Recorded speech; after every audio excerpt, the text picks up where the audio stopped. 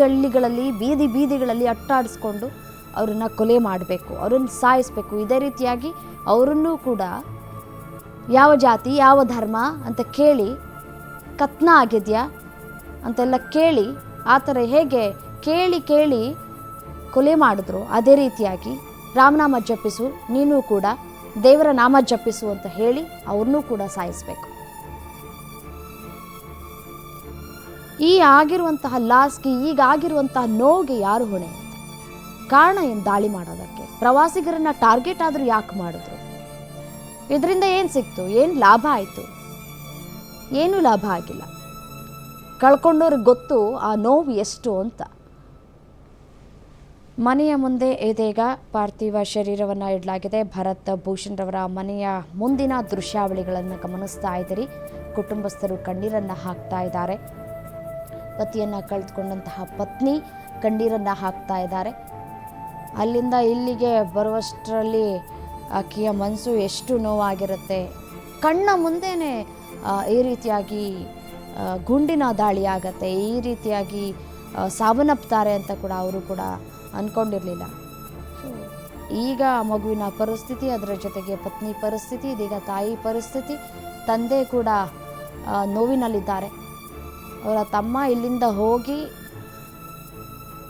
ಅತ್ತಿಗೆಯ ಜೊತೆ ಇದ್ದು ಅವ್ರಿಗೂ ಸಮಾಧಾನ ಮಾಡಿ ಇಲ್ಲಿಗೆ ಕರೆತರುವಂತಹ ಕೆಲಸಗಳು ಕೂಡ ಆಗಿದೆ.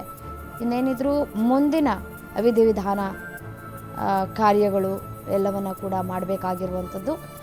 ರಾಜ್ಯಪಾಲರು ಕೂಡ ಭರತ್ ಭೂಷಣ್ ರವರ ಅಂತಿಮ ದರ್ಶನವನ್ನು ಕೂಡ ಪಡೆದುಕೊಳ್ಳಲಿದ್ದಾರೆ. CM ಸಿದ್ದರಾಮಯ್ಯನವರು ಕೂಡ ಭರತ್ ಭೂಷಣ್ ರವರ ಅಂತಿಮ ದರ್ಶನವನ್ನು ಪಡೆದುಕೊಳ್ಳಲಿದ್ದಾರೆ.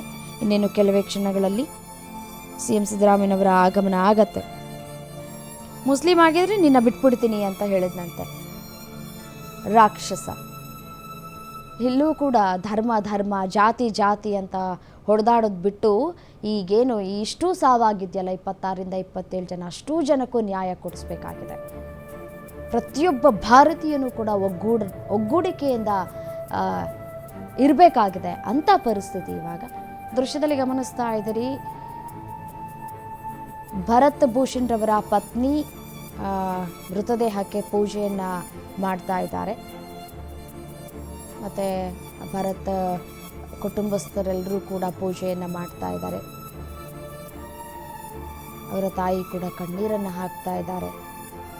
ಅಯ್ಯೋ, ನಿಜಕ್ಕೂ ಈ ಒಂದು ಸನ್ನಿವೇಶನ, ಈ ಒಂದು ದೃಶ್ಯವನ್ನು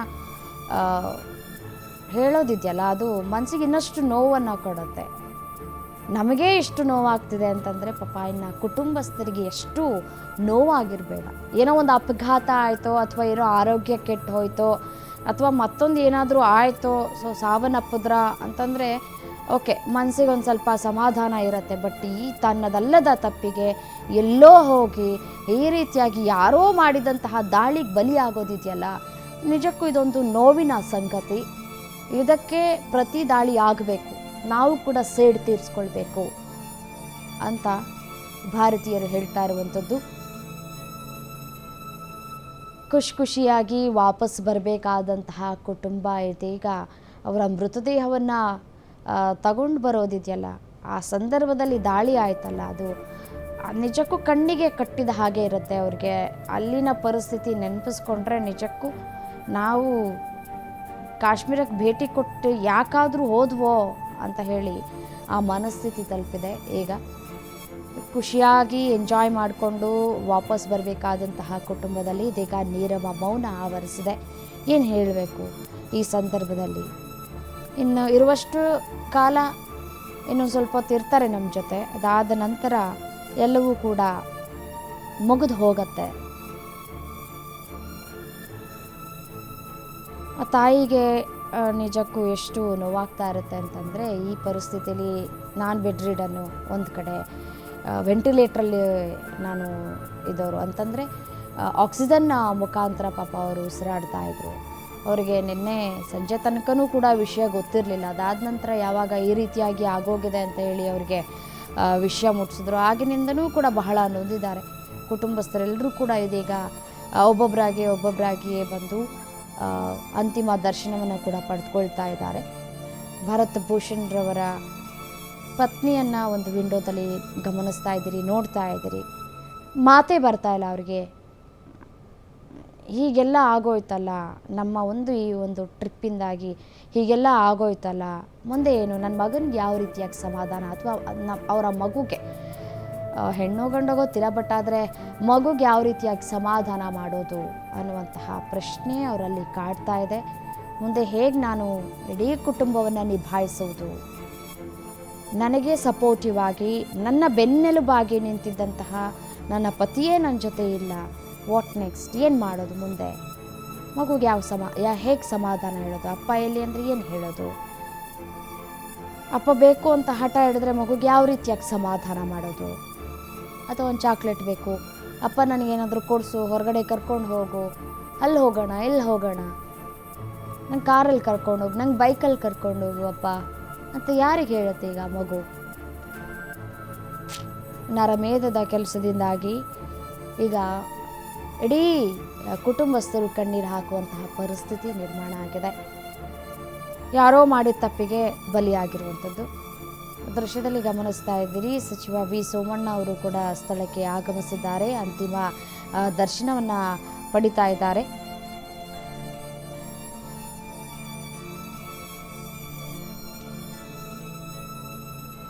ಭರತ್ ನಿವಾಸದ ಮುಂದೆ ಕುಟುಂಬಸ್ಥರೆಲ್ಲರೂ ಕೂಡ ಒಂದು ಕಡೆ ಆಗಮಿಸಿ ಅಂತಿಮ ದರ್ಶನವನ್ನು ಪಡೆದುಕೊಳ್ತಾ ಇದ್ದಾರೆ. ಈ ಸಂದರ್ಭದಲ್ಲಿ ರೈಲ್ವೆ ಸಚಿವರು ಕೂಡ ಆಗಮಿಸಿದ್ದಾರೆ. ಸಚಿವ ವಿ ಸೋಮಣ್ಣ ಅವರು ಕೂಡ ಆಗಮಿಸಿ ಅಂತಿಮ ದರ್ಶನವನ್ನು ಕೂಡ ಪಡೆದುಕೊಂಡಿದ್ದಾರೆ.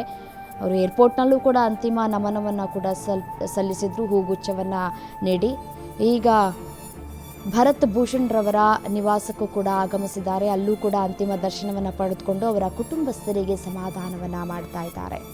ನಿಮ್ಮ ಜೊತೆ ನಾವಿದ್ದೀವಿ, ಆಗಿದ್ದಾಯಿತು, ನಿಮ್ಮ ಜೊತೆ ನಾವಿದ್ದೀವಿ, ಧೈರ್ಯ ತೆಗೆದುಕೊಳ್ಳಿ, ಧೈರ್ಯ ಗೆಡಬೇಡಿ ಅಂತ ಹೇಳಿ ಭರತ್ ಭೂಷಣ್ ರವರ ತಂದೆ ಜೊತೆ ಮಾತನಾಡ್ತಾ ಇರುವಂತಹ ದೃಶ್ಯವನ್ನು ಗಮನಿಸ್ತಾ ಇದ್ದೀರಿ. ಅವರಿಗೆ ಧೈರ್ಯ ತುಂಬುವಂತಹ ಕೆಲಸವನ್ನು ಸಚಿವ ವಿ ಸೋಮಣ್ಣ ಅವರು ಮಾಡ್ತಾ ಇದ್ದಾರೆ. ಈಗಾಗಲೇ ಅವರ ಪತ್ನಿಗೂ ಕೂಡ ಅವರು ಏರ್ಪೋರ್ಟ್ನಲ್ಲಿ ಧೈರ್ಯ ತುಂಬುವಂತಹ ಕೆಲಸವನ್ನು ಮಾಡಿದ್ರು. ಸರ್ಕಾರದಿಂದ ಏನಾಗಬೇಕೋ ಅದನ್ನು ನಾವು ಮಾಡ್ತೀವಿ, ಧೃತಿಗೆಡಬೇಡಿ, ಧೈರ್ಯಗೆಡಬೇಡಿ. ಮಂಜುನಾಥ್ ರಾವ್ ಅಂತಿಮ ದರ್ಶನಕ್ಕೆ ವ್ಯವಸ್ಥೆಯನ್ನು ಮಾಡಿಕೊಳ್ಳಲಾಗಿದೆ. ಬೆಳಗ್ಗೆ 9:30 ಬಳಿಕ ಅಂತಿಮ ದರ್ಶನಕ್ಕೆ ವ್ಯವಸ್ಥೆಯನ್ನು ಕಲ್ಪಿಸಿಕೊಡಲಾಗುತ್ತೆ. ಮಧ್ಯಾಹ್ನ 12 ಗಂಟೆ ಬಳಿಕ ಅಂತ್ಯಕ್ರಿಯೆ ನಡೆಯಲಿದೆ. ಬ್ರಾಹ್ಮಣ ಸಂಪ್ರದಾಯದಂತೆ ಅಂತಿಮ ಸಂಸ್ಕಾರ ನಡೆಯಲಿದೆ.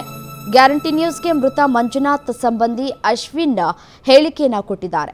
ಮಂಜುನಾಥ್ ರಾವ್ ಅಂತಿಮ ದರ್ಶನಕ್ಕೆ ಈಗಾಗಲೇ ವ್ಯವಸ್ಥೆಯನ್ನು ಕೂಡ ಮಾಡಿಕೊಳ್ಳಲಾಗಿರುವಂಥದ್ದು. ಜಿಲ್ಲಾಡಳಿತದಿಂದ ಪ್ರತ್ಯೇಕ ವ್ಯವಸ್ಥೆಯನ್ನು ಮಾಡಲಾಗಿದೆ. ವಿವಿಐಪಿಗಳಿಗೆ ಅದೇ ರೀತಿಯಾಗಿ ಸಾರ್ವಜನಿಕರಿಗೂ ಕೂಡ ಅಂತಿಮ ದರ್ಶನಕ್ಕೆ ವ್ಯವಸ್ಥೆಯನ್ನು ಮಾಡಲಾಗಿರುವಂಥದ್ದು.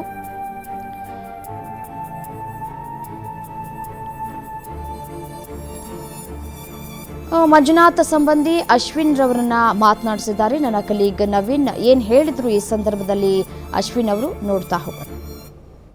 ಕಾಶ್ಮೀರದ ಪಹಲ್ಗಾಮ್ನಲ್ಲಿ ಉಗ್ರರ ದಾಳಿಯಲ್ಲಿ ಮೃತಪಟ್ಟಿರುವಂಥ ಮಂಜುನಾಥ್ ಅವರ ಪಾರ್ಥಿವ ಶರೀರ ಇನ್ನು ಕೆಲವೇ ಗಂಟೆಗಳಲ್ಲಿ ಶಿವಮೊಗ್ಗಕ್ಕೆ ಆಗಮಿಸ್ತಾ ಇದೆ. ಆ ನಿಟ್ಟಿನಲ್ಲಿ ಅಂತಿಮ ಸಂಸ್ಕಾರಕ್ಕೆ ಒಂದಷ್ಟು ವ್ಯವಸ್ಥೆಗಳನ್ನ ಕುಟುಂಬಸ್ಥರು ಮಾಡಿಕೊಂಡಿದ್ದಾರೆ. ಅಂತಿಮ ದರ್ಶನಕ್ಕೆ ಶಿವಮೊಗ್ಗ ಜಿಲ್ಲಾಡಳಿತ ಮತ್ತು ಪೊಲೀಸ್ ಇಲಾಖೆ ವ್ಯವಸ್ಥೆಯನ್ನು ಮಾಡಿಕೊಂಡಿದೆ. ಈಗ ಮಂಜುನಾಥ್ ಅವರ ಕುಟುಂಬಸ್ಥರು ನಮ್ಮ ಜೊತೆ ಇದ್ದಾರೆ. ಸರ್, ನೇರವಾಗಿ ನಿಮ್ಮನ್ನೇ ಮಾತಾಡ್ತೀನಿ. ಸರ್, ಏನೆಲ್ಲ ವ್ಯವಸ್ಥೆಗಳಾಗಿದೆ ಸರ್ ಅಂತಿಮ ದರ್ಶನ ಮತ್ತು ಅಂತ್ಯ ಸಂಸ್ಕಾರದ ಹಿನ್ನೆಲೆಯಲ್ಲಿ? ಅದನ್ನು ನಾವೀಗಾಗಲೇ ಸಂಬಂಧಪಟ್ಟಂಥವ್ರ ಜೊತೆ ಚರ್ಚೆ ಮಾಡಿ ವಿಧಿವಿಧಾನಗಳ ಬಗ್ಗೆ ಏನೇನಾಗಬೇಕು ಅಂತ ಅವರು ತಿಳಿಸಿದ್ದಾರೆ. ಎಲ್ಲದನ್ನು ನಾವು ಎಕ್ಸ್ಪ್ಲೈನ್ ಮಾಡೋಕ್ಕೆ ಆಗಲ್ಲ, ಅಷ್ಟೆಲ್ಲ ಅವರಿಗೆ ಅದ್ರ ಬಗ್ಗೆ ಪರಿಣತಿ ಇರುತ್ತೆ. ಹಾಗಾಗಿ ನಾನು ಏನು ಹೇಳ್ಬೋದು ಅಂದರೆ, ಅವರ ಪಾರ್ಥಿವ ಬಂದ ಕೂಡಲೇ ಮನೆ ಒಳಗಡೆ ಅವರ ಏನೇನು ನಡಿಬೇಕು, ಕುಟುಂಬಸ್ಥರು ಎಲ್ಲ ಅಂತಿಮ ನಮನ ಸಲ್ಲಿಸಬೇಕು, ಆ ವಿಧಿವಿಧಾನಗಳು ಏನಾಗಬೇಕು, ಅವರ ಮಗ ಅದನ್ನು ನಿರ್ವಹಣೆ ಮಾಡ್ತಾರೆ, ಅದನ್ನು ಮಾಡಿಸ್ತಾರೆ. ನಂತರ ಅವರ ಪಾರ್ಥಿವವನ್ನು ಸಾರ್ವಜನಿಕ ದರ್ಶನಕ್ಕೆ 12:30ವರೆಗೆ ವ್ಯವಸ್ಥೆ ಮಾಡಿದ್ದಾರೆ ಜಿಲ್ಲಾಡಳಿತದವರು. ಅದನ್ನು ಮಾಡ್ತೀವಿ. ನಂತರದಲ್ಲಿ ಕೂಡ ಇದು ಅಲ್ಲಿ ಚಿತಾಗಾರದಲ್ಲೂ ಕೂಡ ಮುಂದಿನ ಕಾರ್ಯ ಅಲ್ಲಿ ಹೆಚ್ಚಿಗೆ ಟೈಮ್ ತೊಗೊಳುತ್ತೆ ಸರ್. ಮನೆಯಲ್ಲಿ ಮಾಡೋದಕ್ಕಿಂತ ಅಲ್ಲಿ ಸುಮಾರು 3 ಗಂಟೆ ಕಾಲ ತೊಗೊಬೋದು. ಅದನ್ನು ದೃಷ್ಟಿಯಲ್ಲಿಟ್ಕೊಂಡು ನಾವು ಅವರೇನು ಹೇಳಿದ್ದಾರೆ ಅದೇ ಪ್ರಕಾರ ಎಲ್ಲ ವ್ಯವಸ್ಥೆ ಮಾಡ್ಕೊಂಡಿದ್ದೀವಿ ಸರ್. ಸರ್, ಈಗ ಯಾರು ರಿಸೀವ್ ಮಾಡ್ಕೊಂಡು ತಗೊಂಡು ಬರ್ತಾ ಇದೆ ಸರ್ ಪ್ರಮುಖವಾಗಿ? ಅವರು ಪ್ರದೀಪ್ ಅಂತ ಅವರ ಪಲ್ಲವಿ ಅವರ ಬ್ರದರ್ ಅವರು, ಜೊತೆಗೆ ಪಲ್ಲವಿ ಅವರ ಇನ್ನೊಬ್ಬರು ಲೇಡಿ ಒಬ್ಬರು ಕ್ಲೋಸ್ ರಿಲೇಟಿವ್ ಹೋಗಿದ್ದಾರೆ.